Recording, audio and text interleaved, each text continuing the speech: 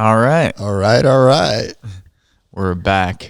Debate night Special recap that everyone watched, that everyone knows was a total shit show. Well, everyone's expected. Yeah, I don't know. I mean, I don't know. It's not good. It's just like it makes you think of that you look at the country and you're like, man, they're just sad. They're totally fucked. But yeah, I guess there's not much to really talk about with the content because they just kind of interrupted. Well, Trump mostly interrupted Biden. Yeah. And then Biden didn't look too sharp, but he at least didn't look bad. And I mean, he at least trying to cross his points of where he's at. And, at time he stepped up a little bit when it came to his son and losers in the military, and the conversation that we had with Kim. And no, it was, but once again, I think people have to keep in mind as well. I mean, the guy does have a speech impediment. So, I mean, there's certain things should be ignored in a way. It's more about what he's actually, the substance of what he's saying. Yeah. So. Yeah, but I mean, even there, it was like, I mean, we kind of know where he's coming from, so it's not really a surprise. But yeah, disavowing the Green New Deal is not good in terms of the policy stuff. It's obviously better than Trump, but I mean, people I think who listen to the program, I think generally know where we're coming from in terms of wanting, Biden to win over Trump. But yeah, I mean, no, the policies were bad all the way around. Yep. I mean, because he's trying to walk this line between, not totally offending, though he did. I mean, I guess at this point they have been totally offending the left wing of the party. Yep. So, yeah, really. They're reaching out more to people in the center. Yeah. And they're reaching out more to Republicans who are kind of like on the sideline and going like, all right, this guy's really whacked out. But maybe by 401k he's doing okay right now, and it's like, is it short term or long term? Which way do I turn, Because I don't think they're trying to reach out to the left, that's for sure. I mean, even the conversation that he has with Bernie, that's more of like trying to get the Bernie supporters to kind of lean that way a little bit. But yeah, I mean, it really emphasizes the fact that, people really have to organize. Unions have to organize, and churches, communities, everybody, because we're going to need, I mean, in other words, if you watch that debate, you're sitting there thinking one of these two men are going to be running the most powerful country in the world for the next 4 years. So, it definitely matters who's in office, not just in the White House, but in the Senate and the House and state offices and governor offices and mayors and all of this. But obviously, we can only control that every so many years. So It's like really important for people to, get together and organize best they can. And yeah, I don't know what to make of. I don't know. I mean, I wrote on Facebook that I had been watching these debates for a long time. This was even more of a sort of a spectacle and a train wreck than like the original Republican primary debates back in 2015 and 2016. So I just don't think it's good. I mean, I've been having this different kind of perspective on like just thinking as like the country, and it's like it's just not healthy over and over again for people to be witnessing this kind of just total trash. It's just really not. I don't think it's healthy. And then what it stirs up in people, of course, is just the feeds in existing sort of cynicism and nihilism that just kind of permeates. I mean, you have to speak to it because otherwise you sound totally out of touch. I mean, most people see this and, I posted that thing like 40 minutes ago and there's almost 100 people who like it. Well, yeah, because everybody's feeling like really shitty, and all I said was,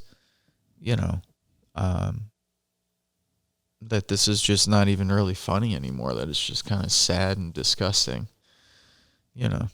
I mean, obviously you have to laugh. I mean, that's kind of the flip side. Everybody knows tragedy, and the other side of the coin is comedy. But I mean, to some degree, I feel like we've all been laughing. All of us have laughed at least once, if not many, many times over the last 4 or 5 years watching this take place. I mean, we've also been angry. We've also cried, whatever the case may be. But, it's, yeah, it's not good collectively. It's just not good. It's not good for people. It's not good for people's psyche.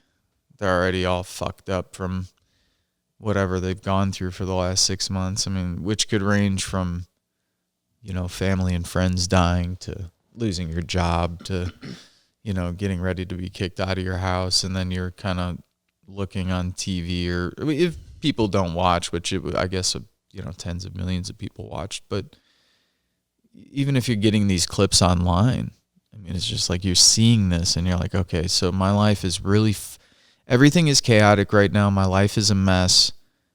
I'm very stressed. I want what's best for my family. I'm worried about my friends and family, the future.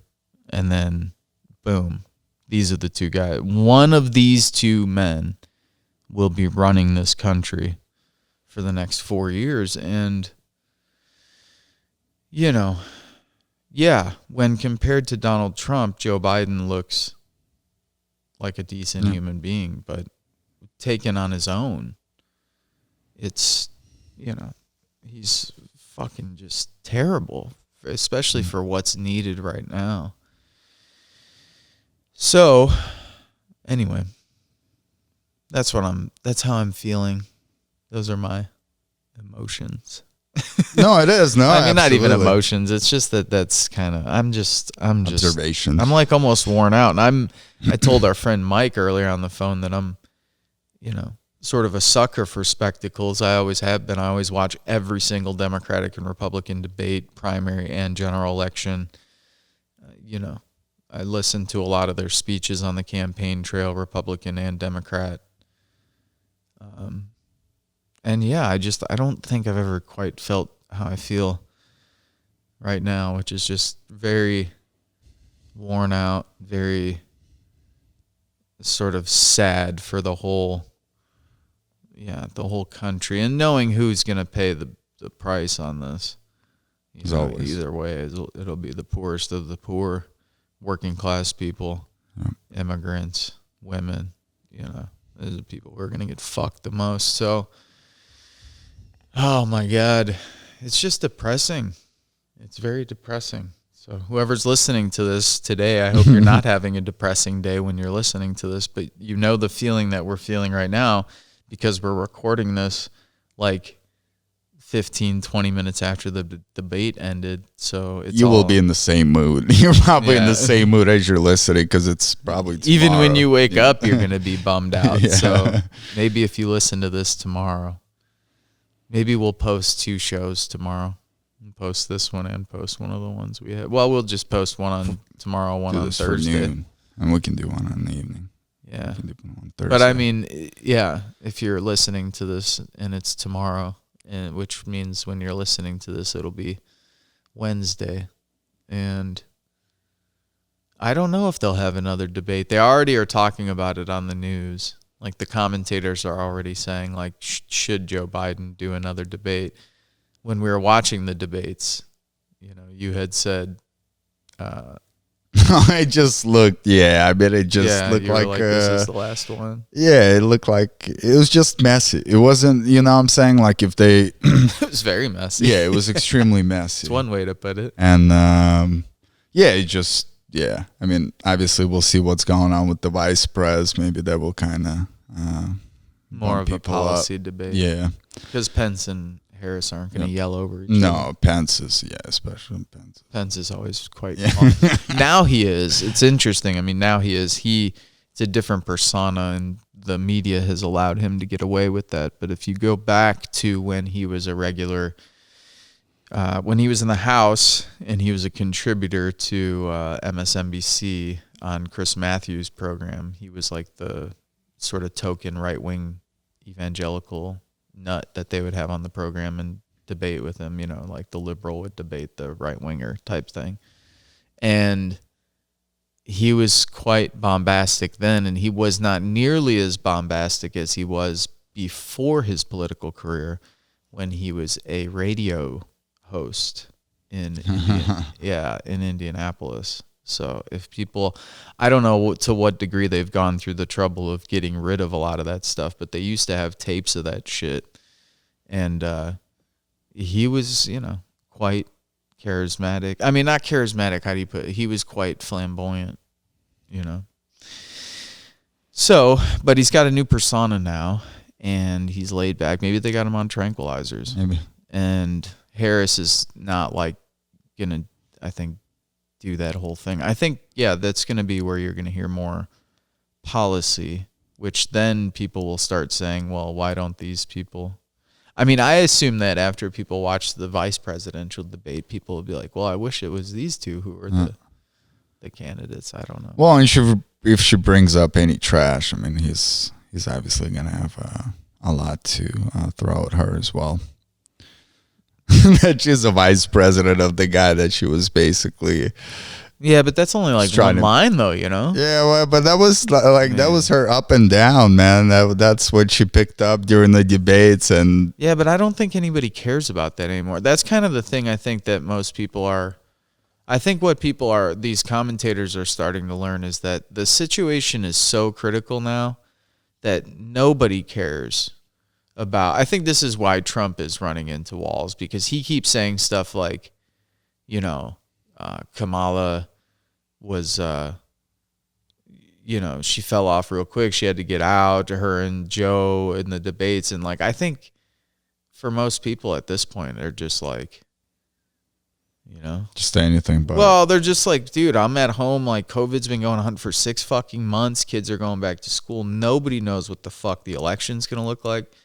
Nobody knows what the next 3 months or 6 months are going to look like with the cold weather. I mean, I think that people are just, I get the feeling that a lot of people have just kind of had it with any of the petty shit with politics, any of the kind of there's some people who enjoy it, of course. But I mean, I think those numbers compared to last time around, I mean, as fucking terrible as things were at the end of Obama's term, I think people get spoiled to a degree where they kind of, I mean, I know probably I was guilty of that where, Dave and I would have conversations. A friend of mine would have conversations on the phone during the Republican primaries and just, drink and smoke and laugh our asses off and just be like, look at this guy. This is entertaining as shit. And he was taking apart all the establishment fucks that we've hated for so long. So it was this is great. This whole thing. I mean, we knew he was going to be a piece of shit, and we figured he would win the nomination for sure. We called that as soon as he entered the race, and after the first debate, we thought it was a lock. But, I don't know. Anything that we could have laughed at, it's like tonight. I laughed a few times, but it's because it's so absurd. But I don't know. I just generally was fuck.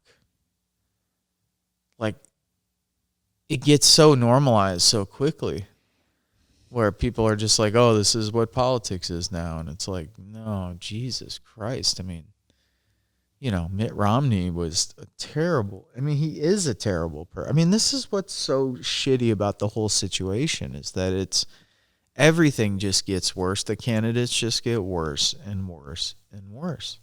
Every time.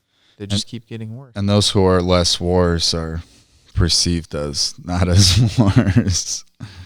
But everybody knows, though. It seems like a lot of people know. I mean, at least the polling shows, especially for Biden, that most people are just voting for him to get rid of Trump.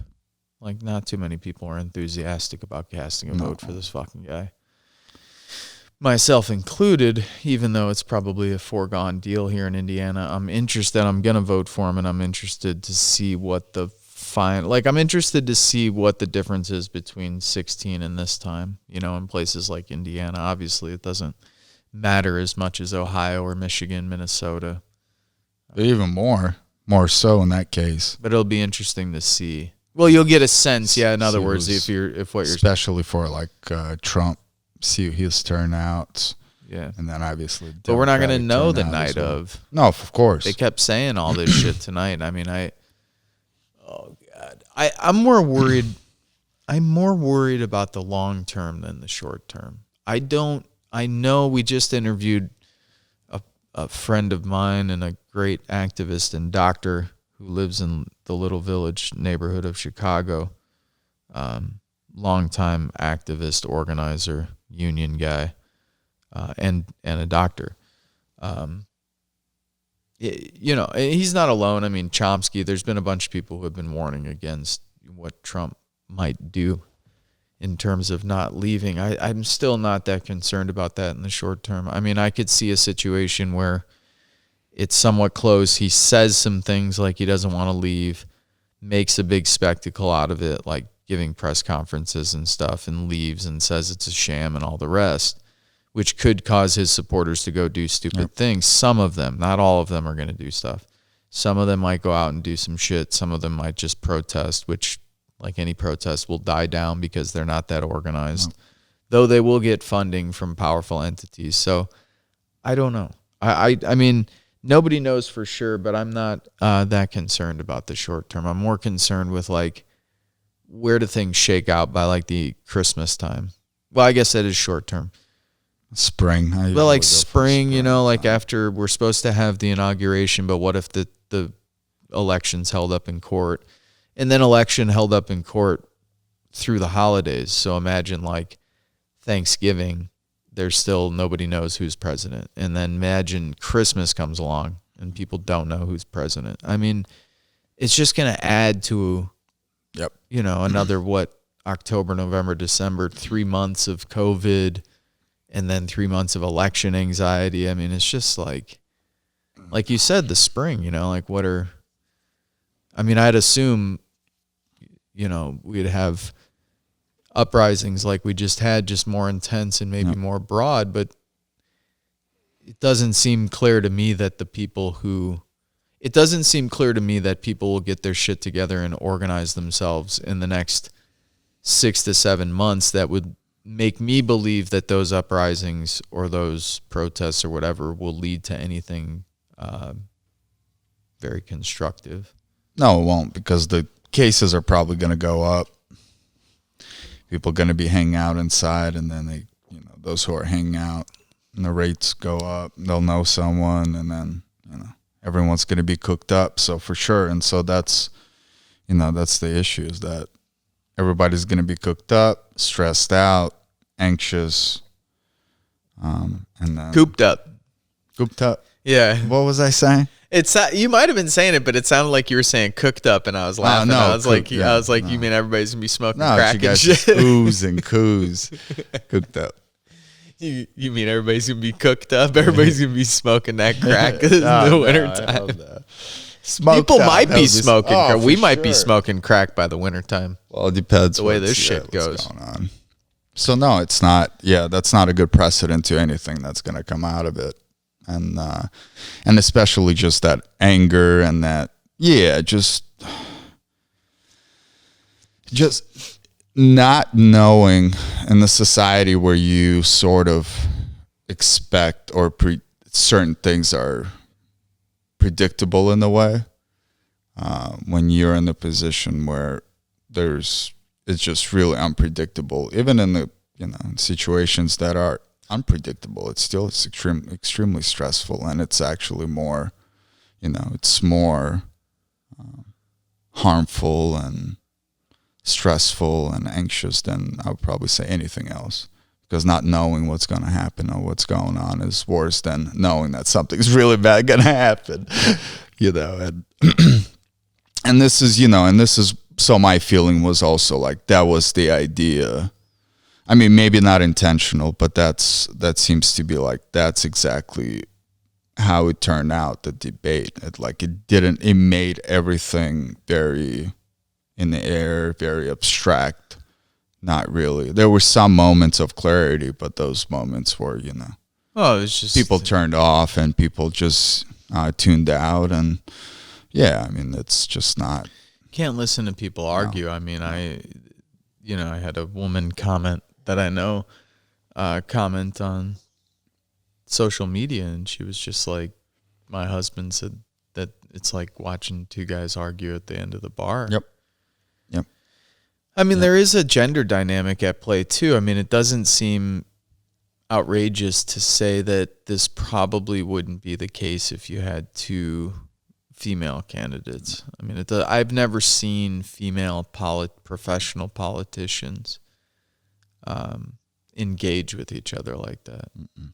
I mean, they might have a moment where they get, like any debate or whatever, like kind of snarky with each other, or shitty with each other, or whatever, make like a smart ass witty comment or insult, but not this kind of like chest thumping type of, kind of like trying to one up each other, or like kind of get aggressive, which again, this was like 80% Trump and he's a little bit from Biden, but I mean, he's not a politician though, and that's the thing, Yeah. He's a self-proclaimed businessman and deal maker. So like that's another thing. People in politics. I mean, a lot of them, until they get better offers, they try to make that as a career or trying to stay as long. So I mean that in order to maintain that, you have to be somewhat.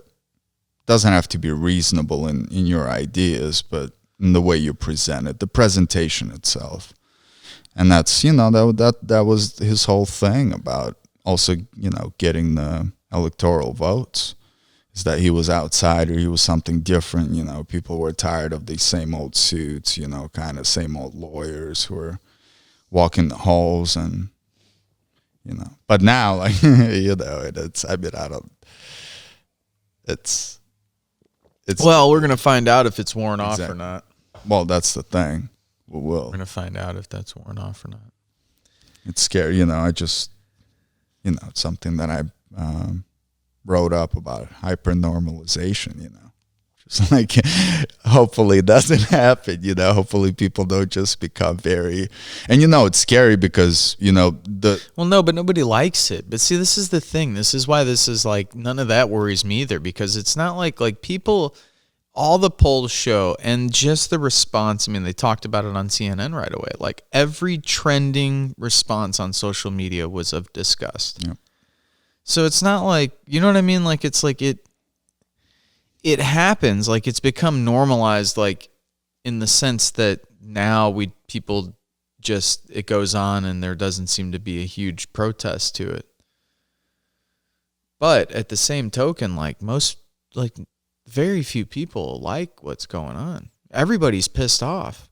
You know what I mean? Like there's not, I mean, we've talked about this too. I mean, since Trump's been elected, everybody's tried to use like these different analogies, like 1984 or Orwell or whoever else.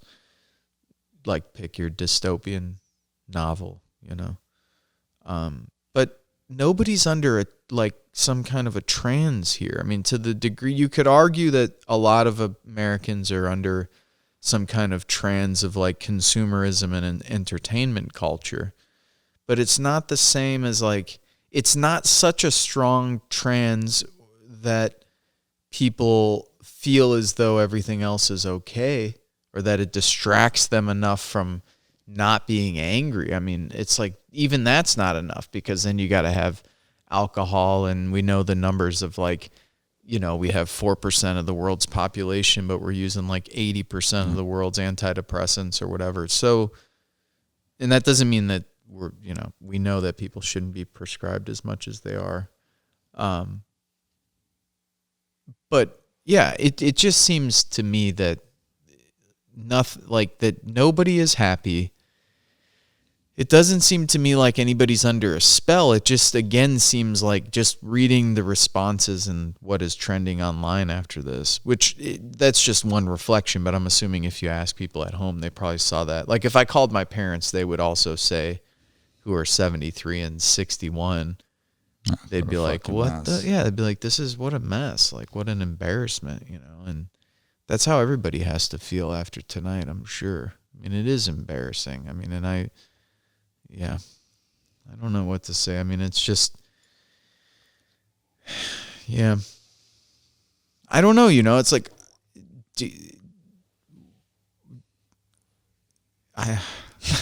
Jesus. I mean, is it that maybe that is the part that becomes normalized? Maybe the cynicism is the normalization? I don't know. Well, there hasn't been any alternative. I mean, I think the binary world of, you know, the communists and the democracy and freedom, you know, created like, put people in the state of like these two things, you know, that exist, and then one collapses or completely discredits, and then you don't, you know, these people, Fukuyama and all them fucks, you know, coming out, end of history, you know, like that's it, like the capitalism and neoliberalism is the way to go.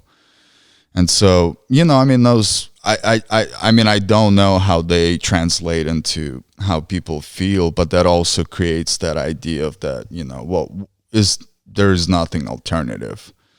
And, you know, and a lot of people feel that way. Yeah. And so if there is no other alternative, and I also think that's one of the reasons why organizing and being active in your community and, trying to build connections and relationships with people in the community are important, because when you watch something like this, you go, fuck, man, like my vote, you know, but there's other things outside of it. And those things outside of it also contribute to who gets elected locally, and it goes up and up. And so, and yeah, I mean, this is why, I mean, something that we experienced during the Standing Rock, you know, people had nothing to go back to. I mean, one of the reasons why we opened up the center. And so, and this is, yeah, I think that's, obviously there are people doing things, and obviously we're always, hey, go in your community, see what people are doing, or get to know people, and there are problems in every community, and so find those most immediate problems that you can take on, and, you know, talk to your neighbors and people and trying to build something. You don't have to start a nonprofit, just get together, you know, have your own structures and organizations, you know, and trying to get things done. But once again, you know, we need a bigger vision with everything that's going on. We have a pandemic, we have the climate, you know. Well, even the best legislation, let's say this, I mean, the country would be much better off if just the best legislation offered by the Democrats was passed. So if we took the best student loan legislation that the Democrats have proposed in the House, and the best climate change legislation, and go on down the list, you know, labor and so on, the country would be significantly better than it is today. It wouldn't be enough to deal with the problems that we face, but it would be a lot better than it is. I mean, especially if you look just at like the coronavirus relief package program, stuff like that. Just to do that, you know, you're going to need a majority of Democrats in the House, Senate, and Biden to win, and a Supreme Court that'll be sympathetic to challenges. And then we know that the majority of Democrats won't go for progressive legislation right now. So that would require unions, student groups, churches, social movements, et cetera, to be strategic enough to go after, not just to continue their ongoing organizing. So let's say a tenants' rights organization in a congressional district is working on, you know, tenants' rights, and let's say another union is working on, say, better workplace protections at the steel mill, and let's say whatever other group is doing their thing. You know, an environmental group is trying to fight against pollution or the dumping of toxic materials in Gary, you know, which is going on. So let's say those groups they continue to do their work, you know. Black Lives Matter continues to do what it does, though that might be a different case. But, you know, these groups continue to do their work, but then the groups would have to be coordinated enough with each other to be able to then pressure, and sophisticated enough to work together without killing each other or beating each other up too much for disagreements, in order to press their congressional representatives to pass what would be and that's just the best of the Democratic legislation, which would be, again, folks, you know, I just think it's really important to keep in mind as we're talking about this, that even if Joe Biden gets elected, and we have to keep saying this, that even if he gets elected, that, you know, he's going to offer milquetoast programs, and even those milquetoast programs will meet heavy resistance from the right, will meet general resistance from the corporate media, and some resistance, if not significant resistance, depending on how progressive or robust the programming is, from people within the Democratic Party. So, you know, I want us to have those kind of discussions, and I think we can do that while also addressing people's concerns about, you know, whatever they may be in terms of, like, I think a lot of the apprehension is going to be with regard to anything like with the Democrats and electoral politics. But that protest isn't enough, I think, is an important point. And there's been a segment of progressive liberal left politics that has, I think, really fetishized protest and this kind of stuff in a way that, you know, we can hear it when we talk to some people, you know, or what they say in terms of people just kind of getting in the streets and, well, it's, I don't know, doing what, I don't know, trying to do to achieve what they don't know most of the time. But they're feeling that sense of collective sense that, you know, people are craving. And just, I think the lack of it and lack of it with the direction. And yeah, I mean, I think just people craving it, and there's just it. Well, there's nothing inherently wrong with it. No.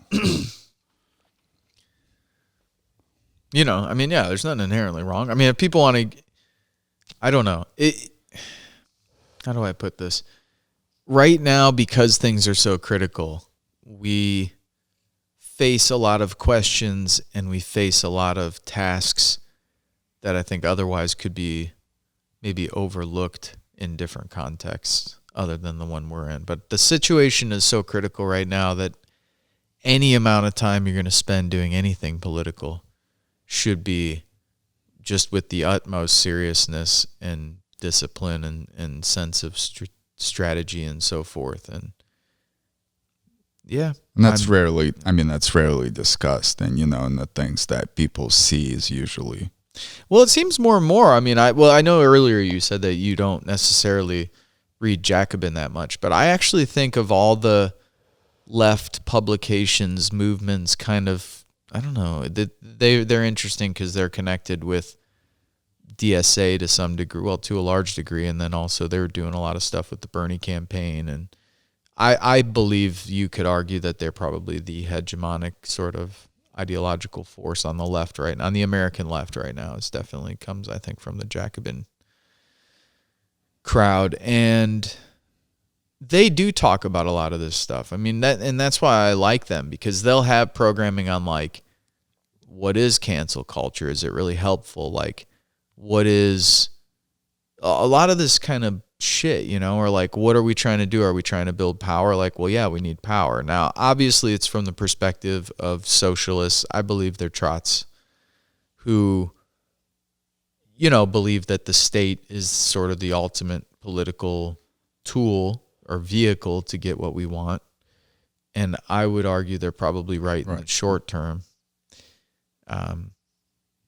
And they seem very reasonable in their political analysis in terms of trying to push revolutionary sort of radical politics, but doing it in a way that's pragmatic. To Howard's point, like, you need small victories before you get big victories. So, what are the type of strategic goals we can get on our way to meeting our ultimate objectives? That makes sense. But yeah, anyway, just to get to your point, they do talk about some of that stuff. Like, they're very much like critical of the bullshit, like, oh, what are we doing? Like, are we just doing like symbolic stuff, or like, are we not going to be disciplined? Are we not going to be accountable to each other? There's a lot of that talk, and I think part of that is that they're getting more and more influenced by people like McAlevey. And I think that stuff is going to be really helpful. Now, the key, of course, is going to be for these people to have enough independence and critical thinking skills to decipher what works, what doesn't work, how they kind of morph it into their own ideas and stuff like that. But that's a large task for anyone. I mean, I think for the time being, though, I do think that there's a whole new wave of people on the American left who, unlike when we came in, are not doing this for like some higher moral reason, or because they think it's the right thing to do, but because they quite literally see the situation and they're like, if we don't properly organize, we're fucked. And I think that's to me, when I take the long view, the difference in the kind of conversations that I hear on the left today compared to when I first got involved, it's just totally different. I guess it depends on what kind of, who you're talking to as well. I mean, I've been to a couple DSA meetings, and it was, it was pretty exhausting. And, Well, like any chapters, though, there's going to be ones that are fucked up, ones that are not. Yeah, it was a national thing for the organizing stuff. And, and it's obviously, it's good. People need to try things and, fix things. And well, my thing is, people need to, at this point, see, because this gets to Howard's point, too. Now, I don't know I shouldn't speak to that interview because it's decontextualized for people, so I apologize. You don't really know what I'm talking about. We were talking about the need for a broad, united front.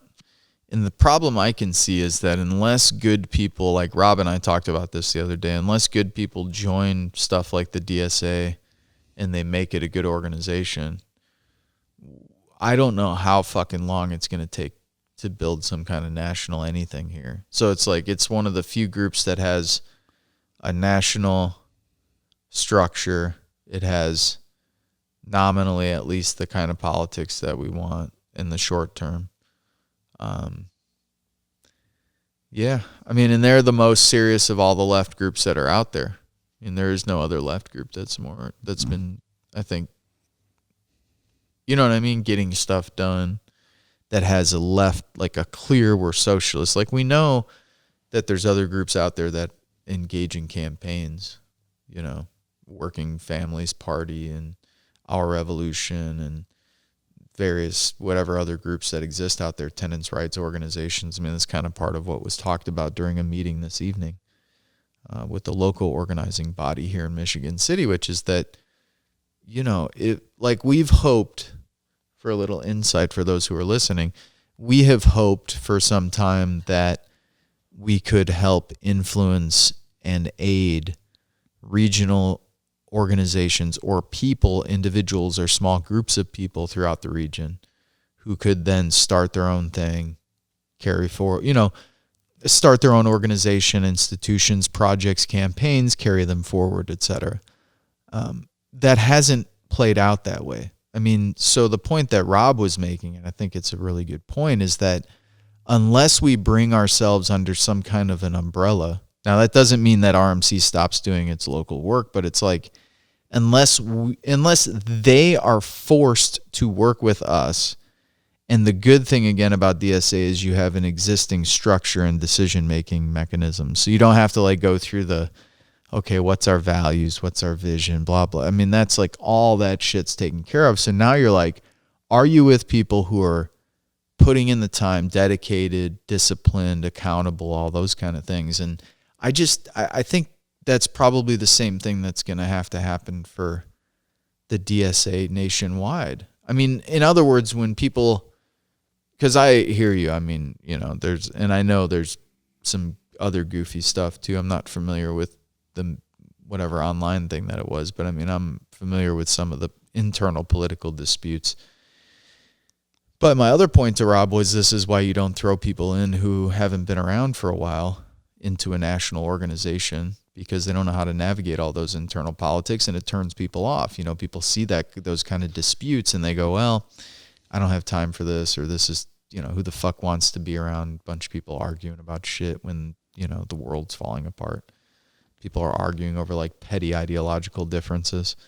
People just don't have time for that. And this is my point, though, is that unless working class people, poor people take over those kind of organizations, same with unions. I mean, unless really working class people take over unions, you'll just have these goofball sort of liberal, professional class, middle class, upper middle class people who are making decisions and running the show, and their lives in the short term really don't depend on any of that. Nope. So they're just not operating with the same sense of urgency or anything like that. Well, and that's what we did for tenants organizing. Right away went to national organizations, and we plugged in straight into a national organization that works around the country and have groups who are connected through this entity that already has things in place. That way we don't have to come up with anything, and they have everything from manuals, how to start a tenants unit, how to do different actions, how to do different things. Yeah. And so, that was the primary. I mean, for me, it's always been like, how do we build this fractured, but like you have all these different organizations, and obviously the nonprofit industrial complex has to play with it, but still you have these different organizations who are doing the same or similar work, and that yet they're not communicating, they're not, Well, some of them are fighting for funding. Correct. And some of them see each other as competition. Yep. But I mean, beyond, I agree that, I mean, it's good that any kind of local organizing effort, if it can be somehow connected to larger organizing efforts, will probably be more successful. But I mean, the need for a political organization with a clear, a larger political vision, I think is more of what I mean specifically, like if you don't have a larger body that people can plug into that can explain to them capitalism, imperialism, white supremacy, how all of those things are connected, patriarchy, environmental devastation, and then how that's connected to like, why would we care about Medicare for all? How are we going to actually asking people the question, how do you think we're going to provide people healthcare in the United States?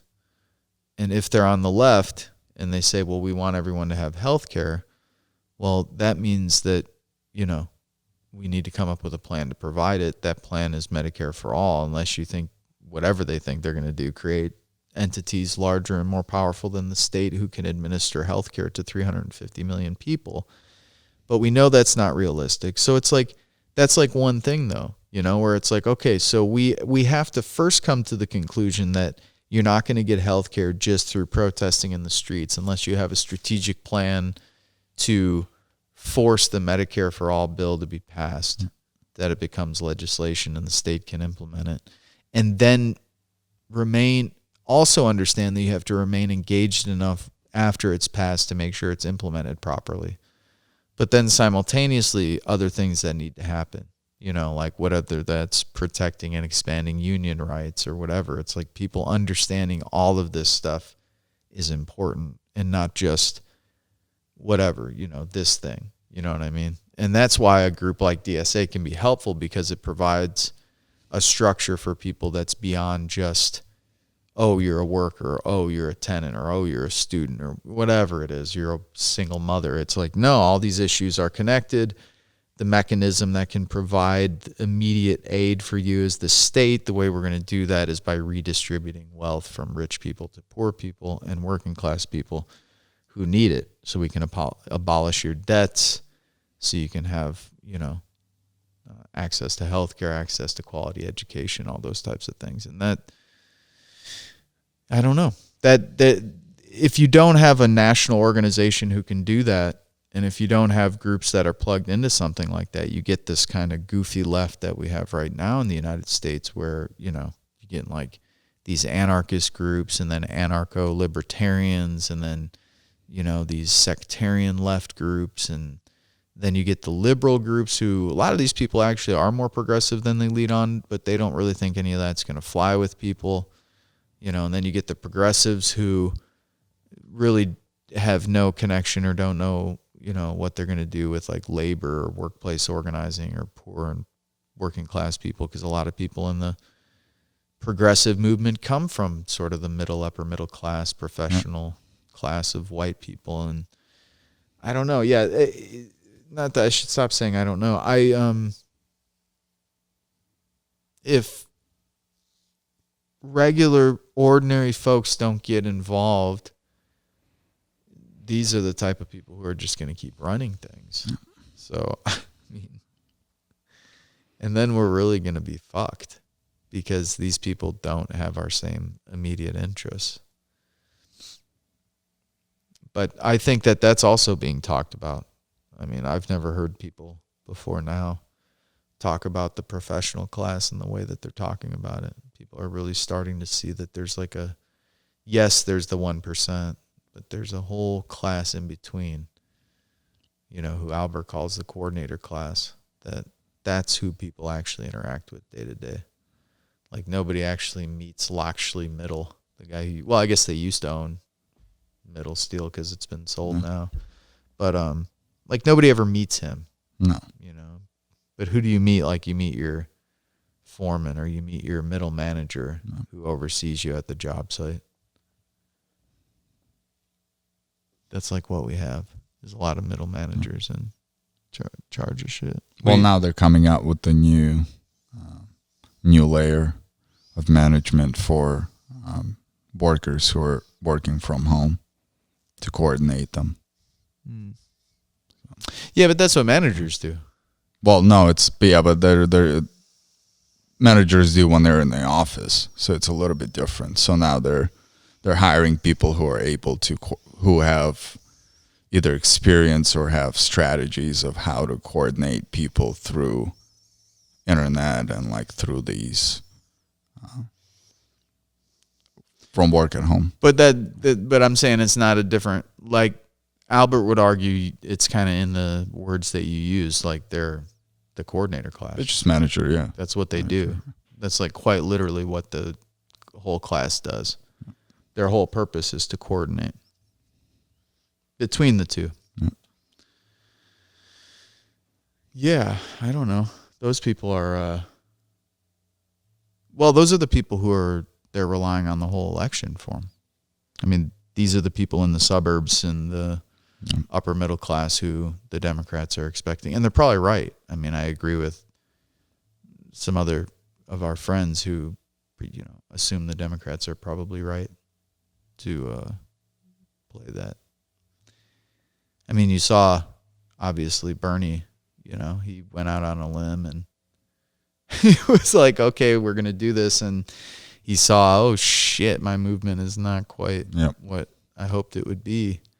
So they definitely don't want to play that mistake again and expect that a bunch of these left-wing people are going to come out. And to be honest with you, as much as it upsets us that Biden just shit all over the Green New Deal and all this stuff, I don't think it matters to most people. I think most people heard that exchange about climate change and thought to themselves, here's one guy who thinks it's not real or who won't admit that it's real.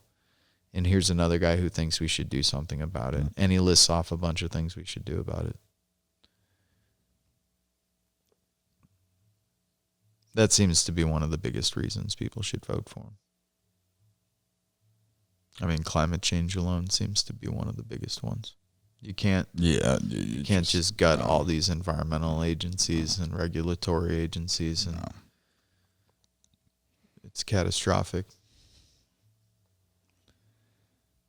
But I hope people are at least thinking about what they're going to do, what they'd want to do. Because as we know, too, it's not like things are going to be totally planned out and nicely coordinated.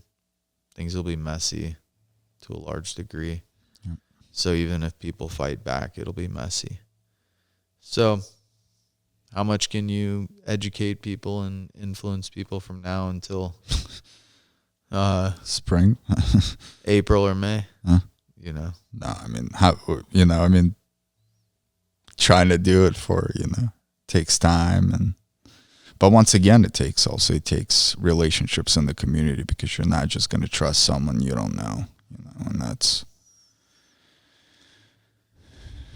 yeah.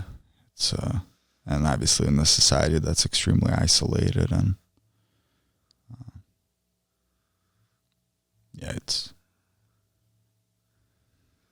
yeah, I mean, look, the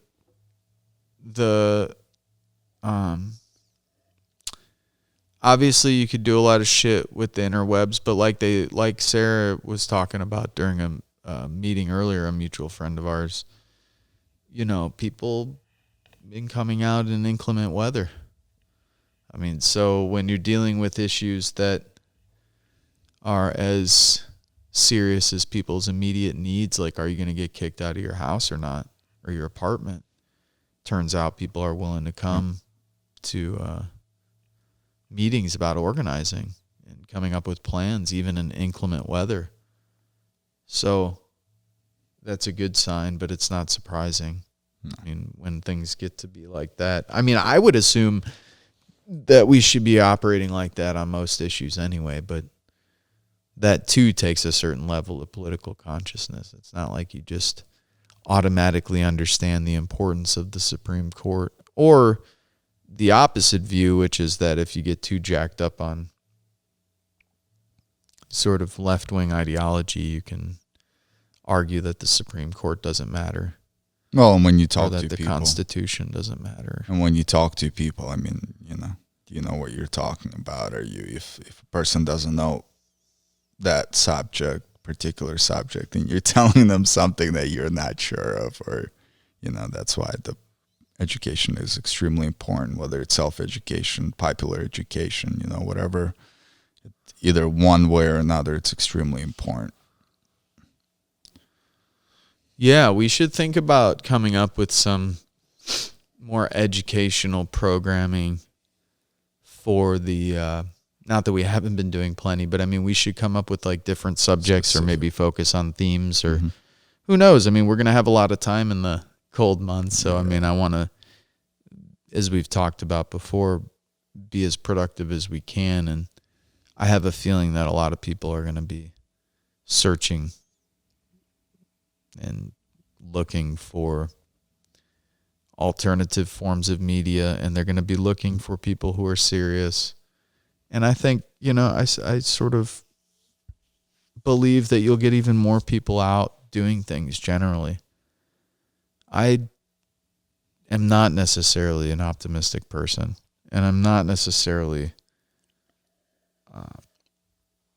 filled with any sense of hope for the future. In fact, I have to reply to a thoughtful comment on social media that this woman left, because I was just thinking of the Supreme Court and thinking, I really don't want anyone who believes in a higher power to serve on the court. And my thinking behind that is not, she had made the point, there's really nice people who are good, thoughtful people who are religious people, and I agreed with her. Of course there is. Some of them are our friends or family members or whoever they may be. The problem for me isn't that it's twofold with religion or belief that there's a higher power. One is that it could lead people to believe that there's some other force outside of what they do that will influence things, which is in and of itself scary and worrisome, because that could, it could, I mean, it could be with anything though. I mean, you think of the worst implications are when you're thinking about it in the context of climate change. If you believe that there's another force out there that could influence the way things turn out, maybe you don't put in as much effort as you would otherwise. Conversely, if you believe in religion and things are going very badly, maybe you think to yourself, well, at least after this life, I'll go somewhere else and it'll be really nice. Which again could lead you to not put in as much effort as you normally would, or otherwise would, if you didn't believe that there was somewhere you were going to go after this life.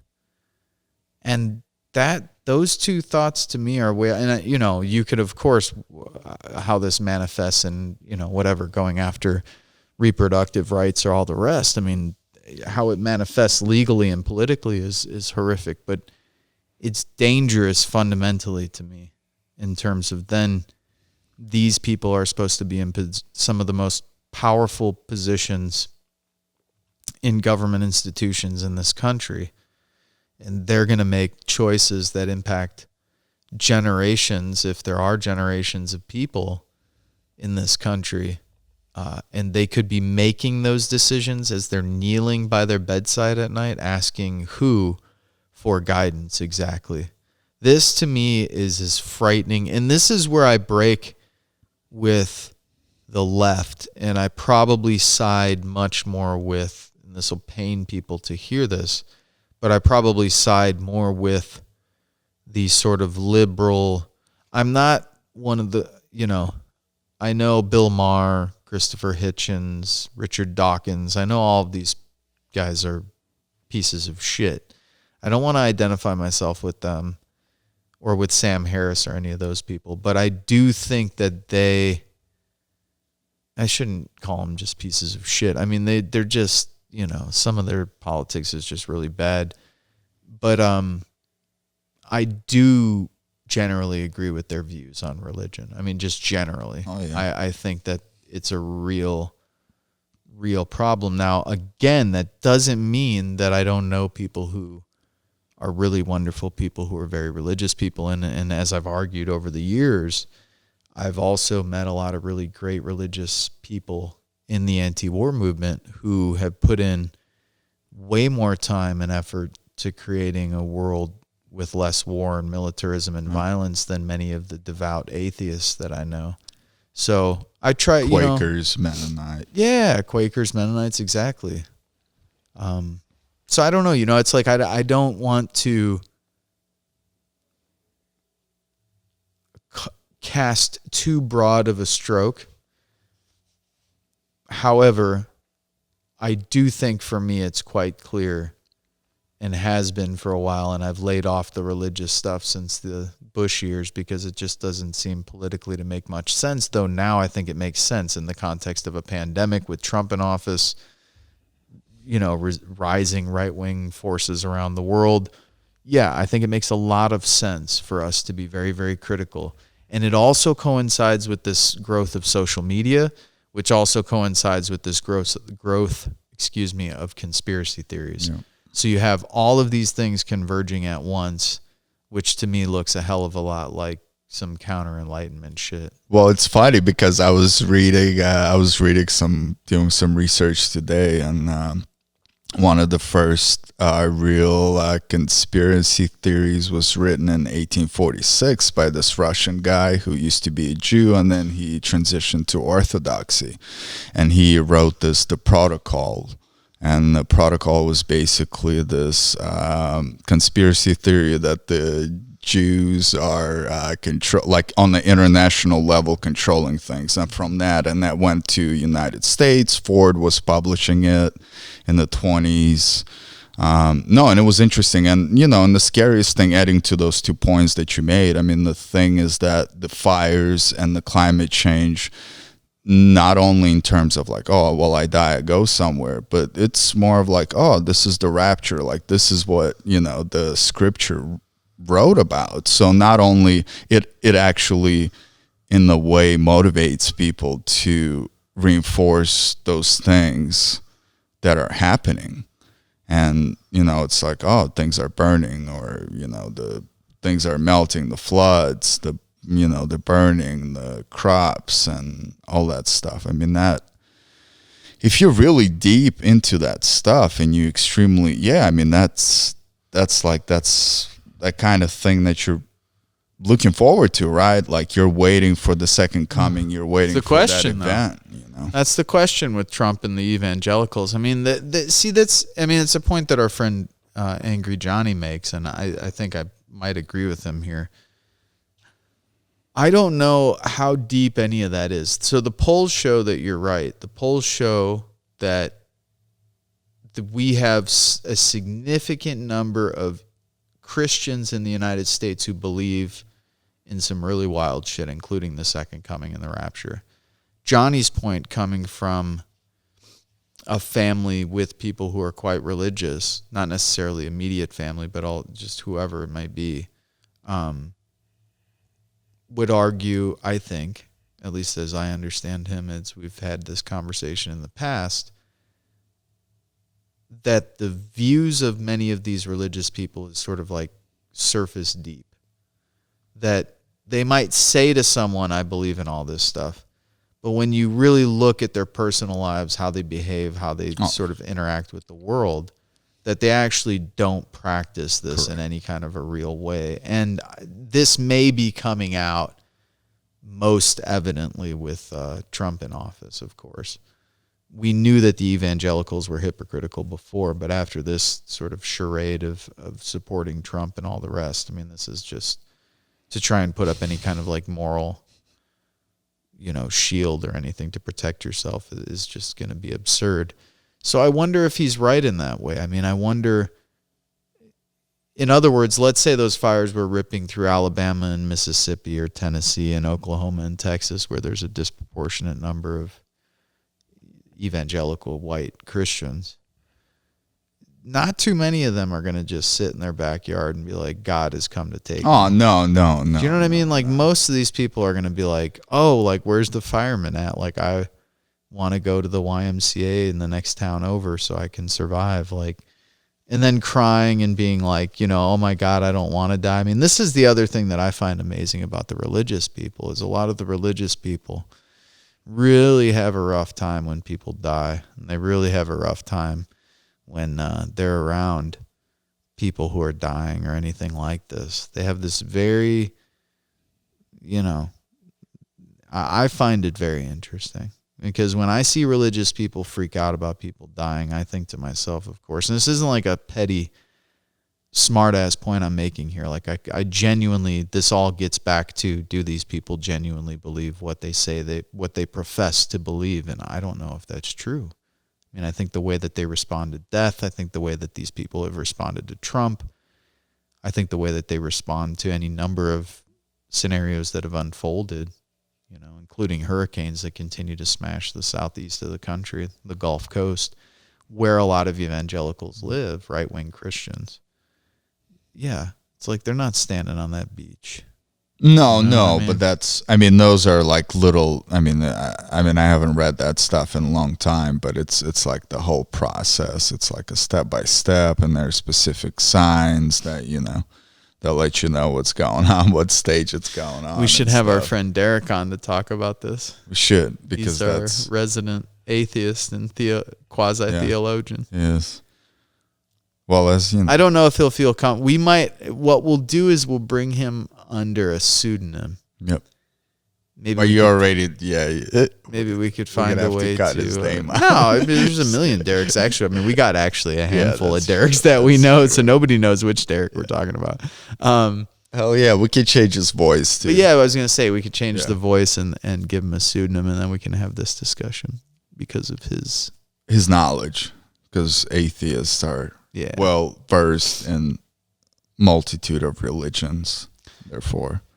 I think it would be good to talk with him about it, because in the same token, I find that there is some use for people to think about things. I think there's use for like myth and story and symbolism and ritual and fantasy, and I just don't think it should guide your public policy. Is all. It's becoming reality. So that was my point. It has a place, like anything has its place. I mean, you can't just live.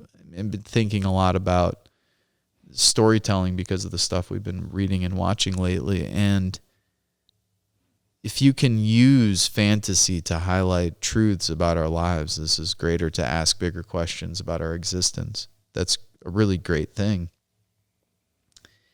And we should do it. And there's a place for it. And there's a place for religion and spirituality or whatever it may be. But it's just not deciding public policy. At least that's what I think. No. I don't, yeah. So that was the other issue. I forgot that I wanted to talk about that, but it definitely was something I wanted to bring up. Because I'm thinking again a lot about religion. And have been for the last 6 months because of the way people have responded to this. Some people, So again, I mean, our Marxist friends would argue that these are largely driven by economics. But at the same time, any number of factors go into determining how people interpret any number of situations. So it's like with religion, like you've got people out there who are processing this to whatever degree. So kind of adding nuance to Johnny's point, to whatever degree they're processing or the religious influence is helping them process this situation, we don't know. Like maybe it's kind of coloring their how they're viewing this. Maybe it's totally directing how they're viewing this. There's probably no way to gauge that, but to the degree that it is doing so. Depends how they interpret it, who interprets it for them, what church they go to, what kind of message the church is sending, what kind of message they're getting while they're reading the Bible, who they're listening to, what they're watching. Well, it's all to me very similar. I mean, if I watching some snake oil salesman on like late night evangelical TV selling a prayer rag isn't dissimilar to services I've been to in the past that are just, it could be dressed up in Latin, but all the stories are similar. And the stories are there's somebody looking out for you, whether you're Baptist, Methodist, Catholic, Protestant. There's somebody out there that has power more than human beings. And there's somebody out there. So I'm just sort of getting to like the fundamentals of this, that all of them share fundamental traits. And one of them is that there's entities out there that influence our world that are not of this world. And that at its core for me is sort of the main point. Now, how a Protestant interprets that compared to a Methodist or a Universalist or a Catholic or whatever is not particularly of my interest, but the fact that all of them believe that there's things out there that are not of this world, to me this is probably what makes me most planted in like, whatever you want to call it, enlightenment, post-enlightenment, humanism, that whole strain of thought. Because anything outside of that scares the living shit out of me. It really does. And yeah, because there's all these people. I mean, it drives me fucking nuts. I had a nice buzz when we started. Now I'm not buzzed at all. I'm just like, I'm actually fucking pissed about these religious people. I know we got to end the program soon, but I'm actually like really frustrated because I've seen people on the progressive left who are also defending this shit where they're like, oh, don't say anything about this Amy, whatever the fuck her name is, who's going to be on the Supreme, or who Trump just nominated. It's like, well, no, don't say she's in a cult. Like, stay away from criticizing her religion. No, fuck you. And this is where I agree with the liberals like Maher and others. It's like, no, fuck you. Everything's on the table. Like, what? Don't say anything about her religion. Don't call it a cult. Like, people saying all this goofy shit. Like, I've had well-adjusted students who are a part of this religion. Like, yeah, well, there was like serial killers who were well-adjusted to going to work. Like, what are you fucking talking about? Like, does this person believe in evolution or not? And if you don't, like, that, I don't know what to do with you. I don't think that we should just kill you. I don't think we should throw you in jail. But I do think that it's a major problem, and I do think it will have implications for how we can fucking construct our society. And I think we're watching this shit play out right now, where people can't even interpret very basic information about a fucking virus, a virus that's not even that deadly compared to previous pandemics. I don't know, man. Anyway, what else you got? What else you want? So what you got? You got a last parting issue that you want to talk about? Really. You feel good over there? Yeah, I'm feeling. Yeah. Well, as good as it can be. With everything that's going on, but yeah, no, I mean, how was that wine? Religion played only. Well, you come from a Catholic background too. You went to Catholic school for a little while. Yeah, I didn't really. I mean, I had some exposure when I would come home from the military. They would go to this church, but I think we were just seeking community that we didn't have here when we came here, even with the people that close to us. But otherwise, yeah, I mean, my grandmother was a staunch atheist, so. But no, I mean, it's extremely disturbing. I took a geology class in Texarkana, Texas, when I lived there at a community college, and first or second day, we had this old lady. She was probably in her 60s, and she was taking a geology class, which is props for her. But one of the days, she raised her hand and she asked the teacher, the professor, well, she's like, what do you mean by what you said? Because my priest told me that Earth is only 4,500 years old and shit like that. So I remember it was just like each person in class, which was actually a good thing. Each person in class kind of took turn of approaching it, as well as the professor. And that way it made kind of like a community thing, like a communal thing, everybody around her. Now, does it mean that it changed her mind? I don't know, but I don't remember the outcome. But yeah, she stuck through the course and we went and so.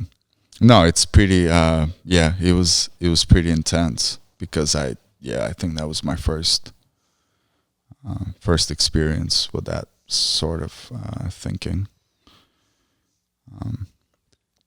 But no, it's scary, especially when people are in power and they're making decisions for other people and for the world. Well, for the world, really, because Well, it's scary when people are making decisions for their kids. Well, I mean, at the most personal level, it's scary. Yeah. So if you have parents out there who are refusing to vaccinate their children because of crazy religious beliefs, murders. If you have, parents out there who are refusing to allow their teenage daughter to get an abortion because they're religious. I mean, these kind of things are so destructive at every level, in my opinion.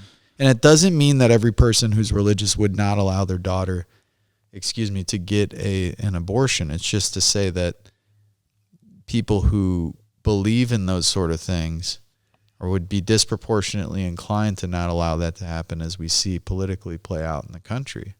There's literally tens of millions of people in this country who would take to the streets in protest or in support of overturning Roe v. Wade. Like these people can mobilize. Yep. So in any case, I believe that's all that is it. Depression debate overview. Debate overview plus talk of religion. What else did we talk about so we can come up with a decent title? Slip into things. We talked about the debates. We talked about the religion. We talked about the climate. We talked about the. We'll just say debates and religion. In any case, we could probably also talk about this off air. So yeah, thank you for listening. Check us out at what is it? PRCmedia.org. Media.org, I'm sorry. www.parcmedia.org. Check us out. We're also going to be on Amazon as well. We just send the thing in, so it's processing. So we're on Spotify, subscribe, iTunes, and Amazon. Yeah, subscribe to Spotify, Apple iTunes, Amazon, and YouTube channel. Yep. And we'll talk to you soon. Peace.